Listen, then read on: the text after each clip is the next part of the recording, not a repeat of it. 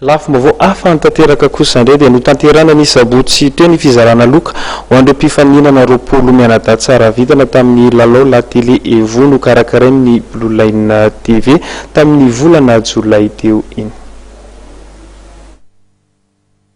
Nisa roapolo ireo tsara vitana tamin'ilay lalao la télé Evo no karakarain'ny Blue Line TV ny 13 Jolay lasa teo. Notanterana ny 7 Aogositra teo ny fisarihana ary ny asabotsy teo kosa teto amin'ny Blue Line Store Analakely no natanterana ny fanomezana ny loka.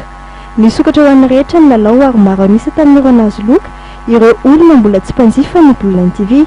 Isany amin'izany Ranay Voarilala Miarlalainy izay nahazo ny loka voalohany. Tamin'ny alalan'ny famalina fanontaniana tao amin'ny trano kalape-fandraisana iray nosokafana manokana anaovana ny lalao no nafahana nandray anjara tamin'ity lalao ity. Tanjon'ny lalao moa ny fampahafantarana ny vokatra Blue Line TV. Atao ny fanomezana loka ho an'ireo mpandray anjara tamin'ny lalao karakarain'ny Blue Line tamin'ny internet, jeu, la télé Evo anaran'ilay izy.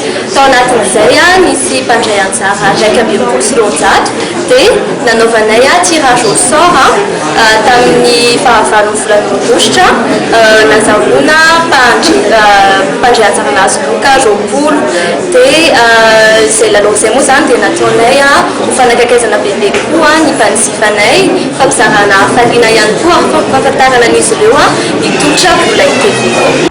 Mikasika ireo loka ny voalohany dia nahazo décodeur Evolution miampy fahazoana manaraka mamaipona mandritra ny herintaona ireo fahitalavitra ny Blue Line TV rehetra. Ny faharoa kosa dia notolorana décodeur miampy fahafahana manaraka ireo fahitalavitra ao anatin'ny option découverte mandritra ny enim-bolana sy divertissement mandritra ny 3 volana, ary ny nazo ny loka fahatelo kosa dia notolorana décodeur miampy option découverte mandritra ny 3 volana sy option divertissement mandritra ny 3 volana ihany koa. Ireo ambony kosa dia notolorana kojakoja madinika toy ny t-shirt, casquette, stylo ary porte-clés.